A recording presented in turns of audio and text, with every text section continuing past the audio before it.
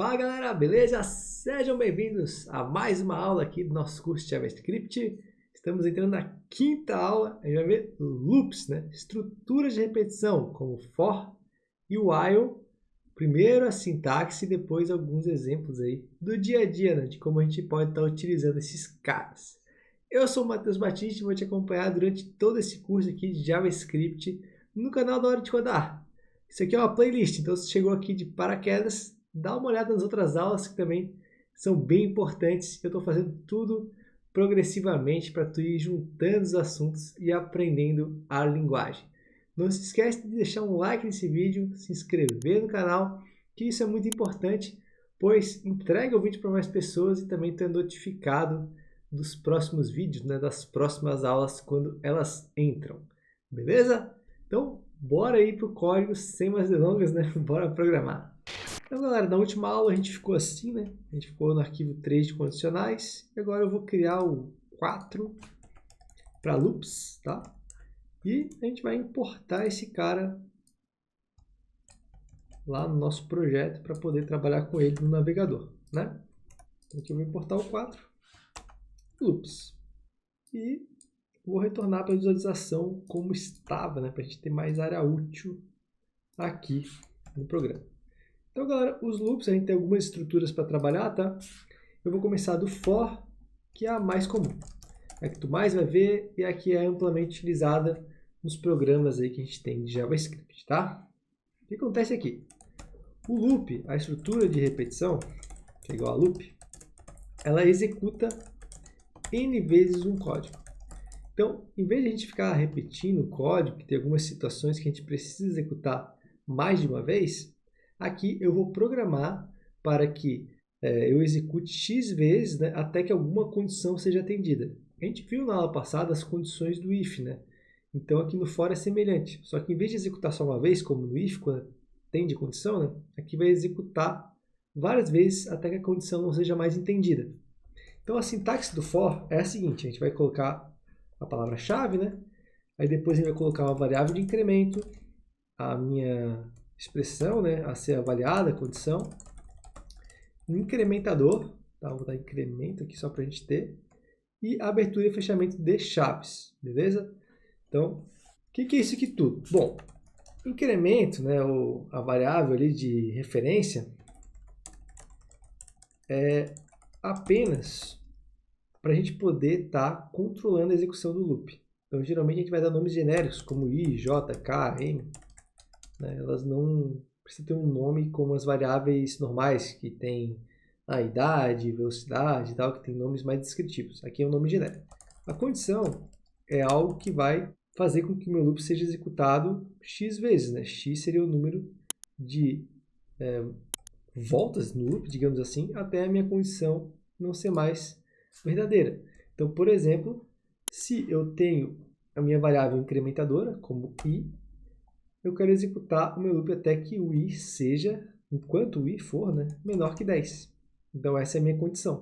Só que para o meu i sair de, sei lá que valor que eu vou colocar nele aqui, por exemplo, 0, e chegar até 10, o loop parar de executar, eu tenho que incrementar ele. Então, a gente vai utilizar o operador de pós-incremento, que a gente aprendeu também aqui no curso. Tá? Essa daqui vão ser os fundamentos, né, as fundações do loop.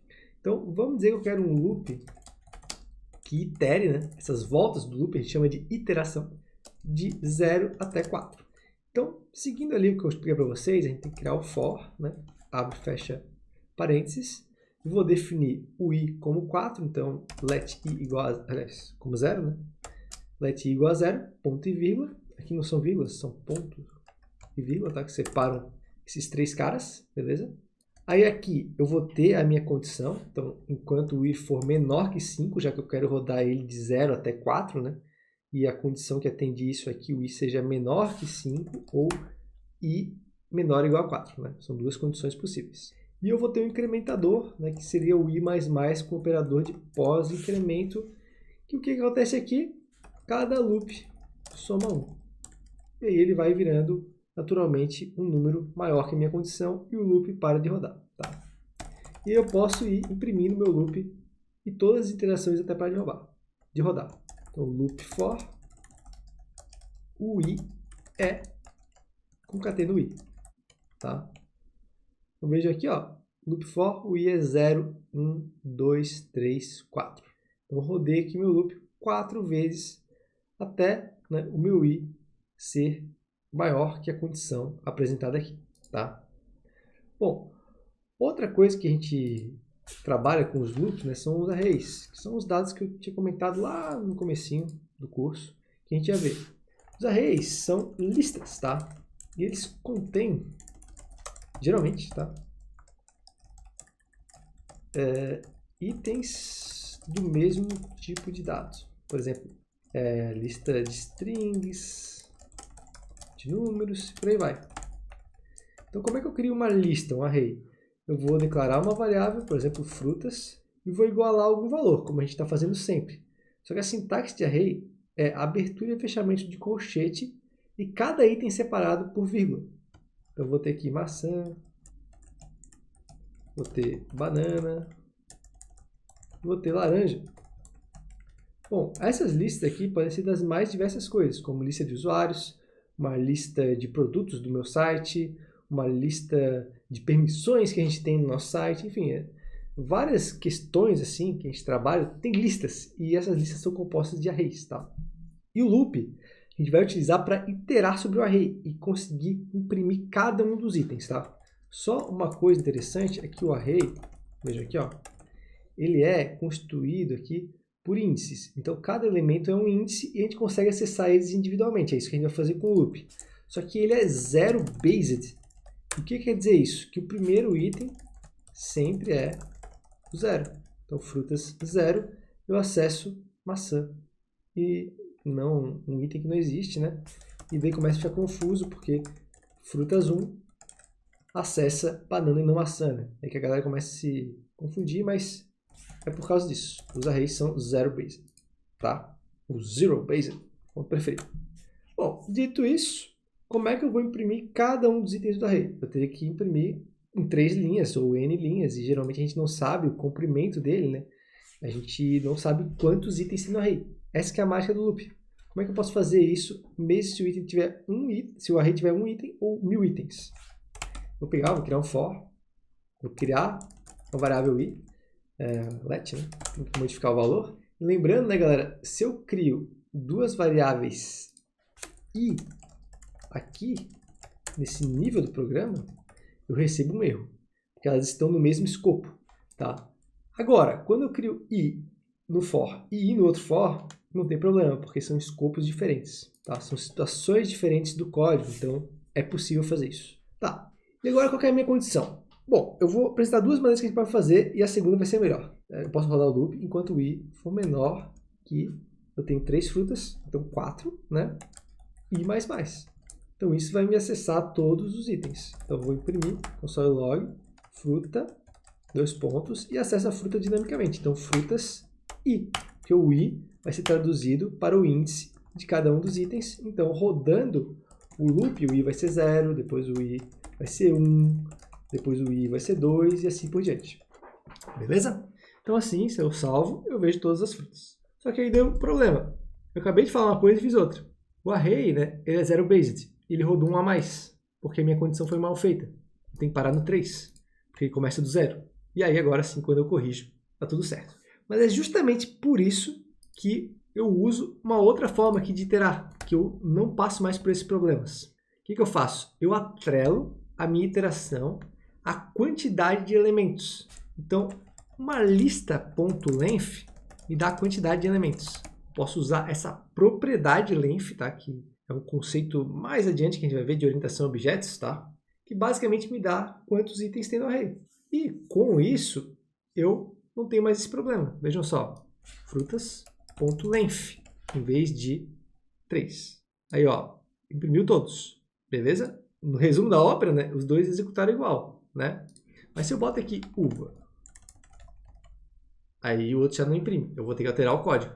Então, para eu não ter que alterar o código toda vez, eu atrelo a minha lógica sempre ao length, né, que vai me dar a quantidade de número de itens, fazendo com que o loop rode sempre se tiver 1 ou 1000 itens no array, não tem problema, tá? Bom, agora a gente vai aqui para o while. que é uma outra estrutura de loop, tá? Mas a gente roda aqui o while, né? Porque a gente executa um ou outro, né? Geralmente a gente vai utilizar o while para quando a gente não sabe, tá? Quando que esse loop termina. A gente não tem uma ideia de se é 5, se é a quantidade de itens, tá? Então é quando a gente não sabe a condição final. Mas a gente pode rodar ele com a condição final também, não tem problema, tá? E a sintaxe é um pouco diferente. Então eu vou dar esses dois exemplos para vocês, um sabendo a condição final e um sem saber a condição final, tá? Então vamos lá. Primeiro, no while, né, eu não tenho ele todo num bloco só. Então essa é uma das vantagens, né, do for, porque toda a condição de execução dele está aqui. No while ela fica um pouco separada. Então como é que fica? Eu vou declarar a variável do contador fora, tá? Aí eu chamo o while, igual eu chamei for. Dentro aqui do while eu só coloco quando ele tem que parar, por exemplo, enquanto o P for menor que 5, tu roda, tá? E aqui dentro eu coloco a condição de pós-incremento. Então ela fica toda desassociada do loop. E isso faz com que essa variável fique num escopo acima, né, e possa ser utilizada para outra coisa, o que é ruim, tá? O meu incremento possa ficar perdido na lógica do while, fazendo com que eu tenha que ler 3 linhas diferentes para ver como ele funciona. Então tem algumas desvantagens aí do while, apesar dos dois fazerem a mesma coisa. Então vou botar aqui o console log, loop while, mais p, né, concatenando a variável p. E ele me mostra aqui o loop que nem do for, não tem diferença nenhuma, tá? Só que a lógica fica mais dispersa, então é um problema. Bom, a vantagem disso aqui é que eu posso fazer assim. Eu posso criar um número, tá? E aí eu vou rodar esse while até enquanto o aleatório for diferente de 5. E aí, o que eu preciso fazer aqui? Eu não preciso de um pós-incremento, o que no for é obrigatório, tá? Eu posso ter uma condição que é gerada por um evento do meu código que não um incremento, tá? Então, como que eu vou gerar um número aleatório aqui no JavaScript de 0 a 5, por exemplo? Eu posso pegar, atribuir a variável a math.random, que é um objeto que a gente tem de funções matemáticas no JavaScript. Aqui ele me dá um número aleatório de 0 a 1. E eu vou multiplicar, eu vou deixar aqui por 10, fica mais fácil de entender. Eu vou multiplicar ele por 10, tá? E isso vai fazer ele me gerar números de 0 a 9, beleza? E para eu poder atingir o 10, né, o que eu vou ter que fazer?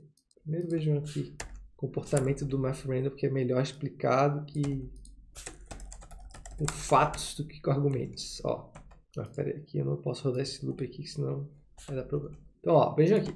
Sempre que eu salvo aqui, ele recarrega o navegador. Ele está gerando números de 0 a 9, ponto alguma coisa. A primeira coisa que eu tenho que fazer é que eu arredonde esse cara, porque a comparação está 10 redonda aqui, né? Então, como é que eu vou fazer? Eu vou colocar a função mathFloor, que vai arredondar para baixo o número.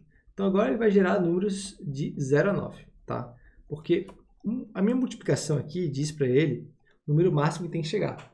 Então, ele vai gerar sempre de 0 a 9, né? Não tem como ele gerar 10. Então, eu sempre vou somar 1 aqui.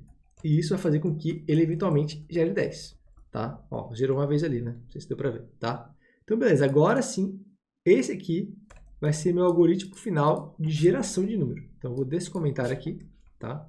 Eu vou igualar a minha condição a isso, tá? E eu vou imprimir também esse número gerado. Então, veja aqui. Console log número aleatório mais aleatório. Veja aqui quantas vezes que ele vai repetir, né? Isso vai mudar sempre para poder chegar no número 10. Vejam aqui, ó, que foi 3 vezes, 4 vezes, 3 vezes, 5 vezes, 2 vezes. Então, eu não sei quando que ele vai chegar nesse número aqui. E aí, por eu não precisar de uma condição com pós-incremento, poder estar atingindo um objetivo baseado numa aleatoriedade, uma lógica um pouco diferente disso, eu posso estar utilizando o while para essas situações. Então, basicamente, o while é bom quando eu não sei quando vai acabar, tá? E já o for, ele acaba sendo mais interessante para quando a gente tem um fim em mente, né? Ah, vou executar todos os itens do array. Eu vou executar 10 vezes. Aí eu uso o for, beleza? Bom, dito isso, uma outra estrutura que a gente tem, essa é menos comum ainda que o while, é o do while. O que acontece? Basicamente, é um while que garante uma execução. Tá? Porque assim, o while aqui, ó, se eu colocar ele como true aqui, e botar console log teste, ele nunca vai rodar. Ah, desculpa. Aqui eu já entrei no loop infinito, galera. Não faça isso em casa. Depois eu vou explicar por que isso acontece. Então, o que acontece aqui, galera? O while, né, diferente do while, se eu colocar, por exemplo, uma condição que eu sei que é falsa, por exemplo, 1 maior que 2, console log teste, ele nunca vai rodar, tá? Agora, o do while, ele vai garantir que se rode uma vez, porque o bloco dele, ó, do bloco, e a condição é depois. Então, eu posso botar aqui o console log teste do while 1 maior que 2. Porque mesmo sendo falso, ele vai rodar uma vez. Tá? Então, essa é a diferença. Quando eu preciso que rode uma vez, independente da condição. É assim que eu vou usar o do while, tá? Então, a gente poderia estar utilizando ele tipo, de forma prática, né? Sem esse exemplo aí que eu dei. Da mesma maneira que o while, por exemplo, int j igual com Java na cabeça. Int j igual a 0, aí do console log eu imprimo o j aqui, né? E eu faço o while, por exemplo, j menor que 10. Eu tenho que colocar o incremento também, né? J mais aqui no do. Então, aí ele vai rodar igual os outros loops, né? Não tem diferença nenhuma.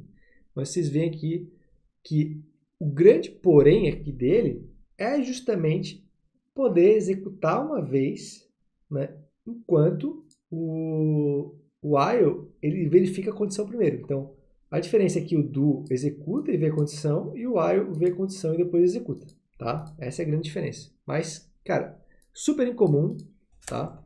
Super incomum. E a chance de tu ver beira zero, tá? Profissionalmente. Então, no que eu focaria? Aprender bem o for. Isso já vai fazer vocês entenderem qualquer estrutura de repetição, já vai fazer vocês estarem mais alinhados com o que é solicitado no mercado de trabalho e, né, depois vocês podem, depois disso, ir aprendendo os outros, né? Por exemplo, o while e o do while, tá? Então, eu focaria primeiro no for. E aqui, galera, eu vou fazer 2 pequenos exercícios aí para a gente ver situações práticas, né, que a gente poderia trabalhar com condicionais e loops, tá? Que é algo comum também. Bom, vamos dizer que eu quero fazer a soma de números pares de 0 a 20, tá? Como é que eu vou fazer isso com loops? Bom, vamos lá. Vou ter um for onde o i é igual a 0, onde ele vai rodar enquanto o i for menor ou igual a 20 e i mais mais. Tá? Essa é a primeira parte. Eu vou garantir que ele roda de 0 a 20. Eu posso ter uma variável soma aqui fora, né, para poder incrementar ela aqui dentro. Tá?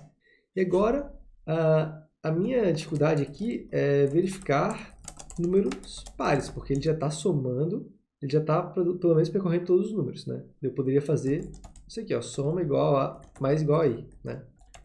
E depois exibir a soma. Opa, exibir a soma não. Exibir o i não, exibir a soma.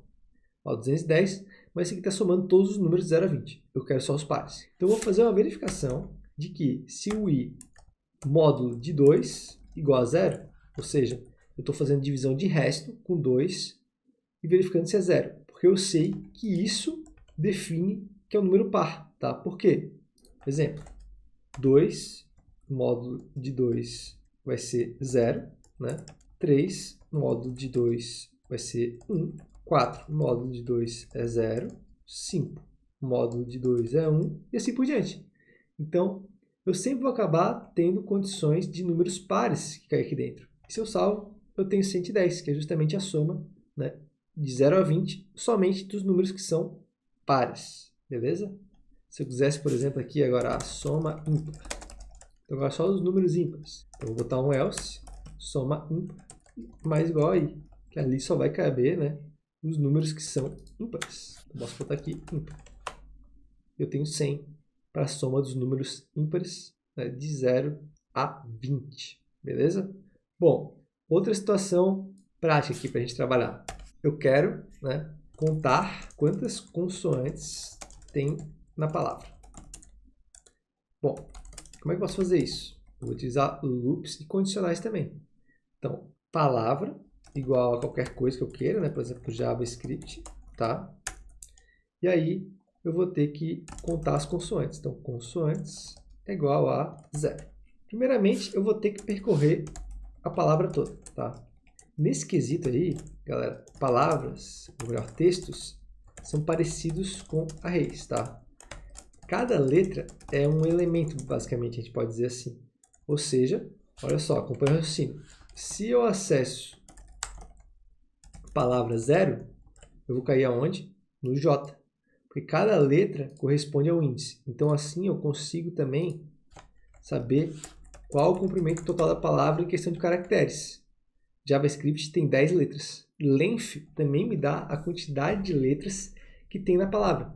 Então, deixa muito versátil isso, porque se eu sei trabalhar com arrays, eu também sei trabalhar com strings, tá?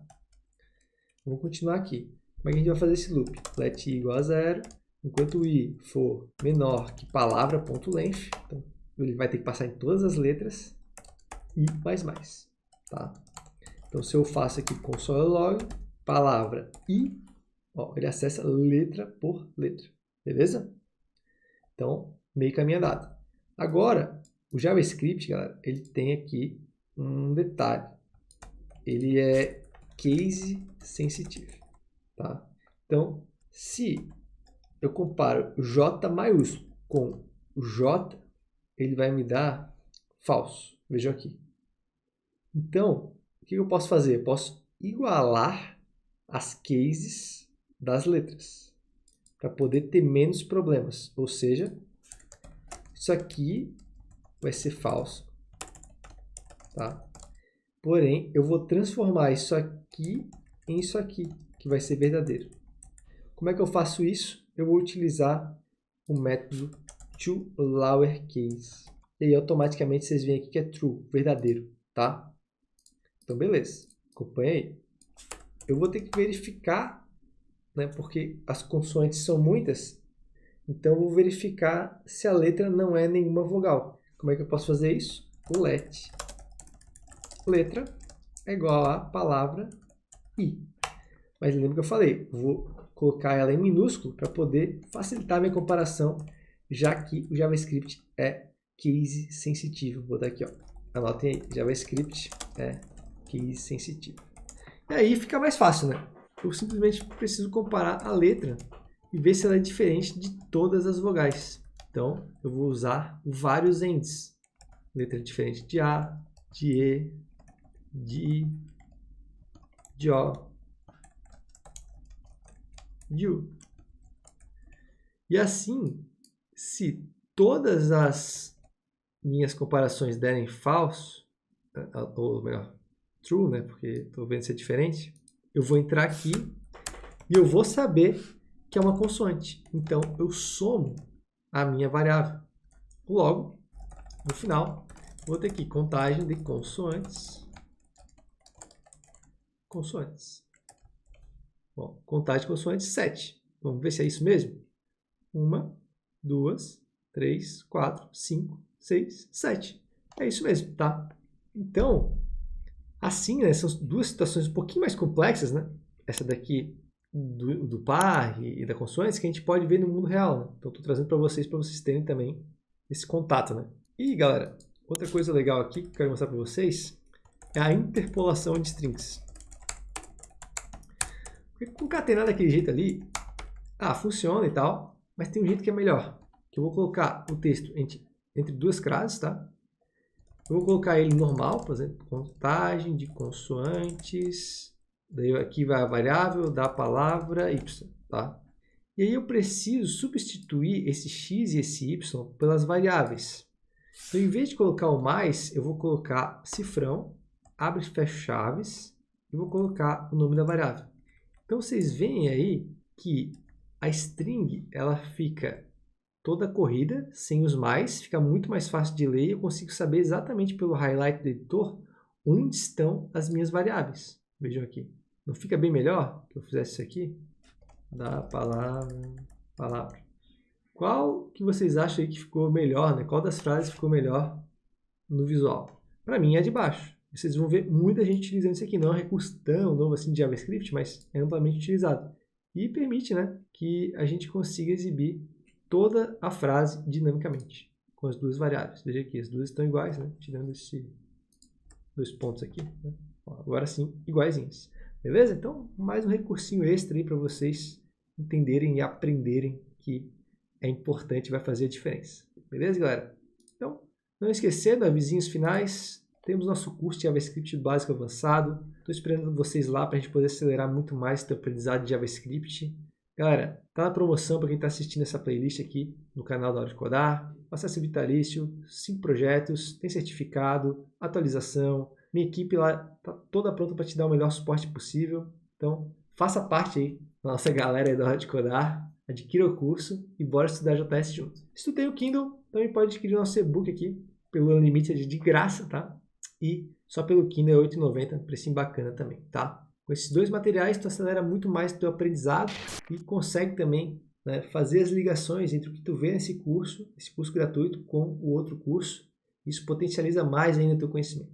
Galera, por hoje é isso, eu vou ficando por aqui. Espero que vocês tenham aprendido muito sobre loops, tá? Próxima semana tem mais aula, a gente vai aprofundar mais ainda em outros assuntos para que a gente conclua toda a linguagem de JavaScript em aulas como essa, densas, com muita prática, que vão trazer aí um engrandecimento na linguagem da programação para ti. Então, por hoje é isso. Vou ficando por aqui. Espero vocês na próxima aula para a gente aprender mais JS juntos. Valeu!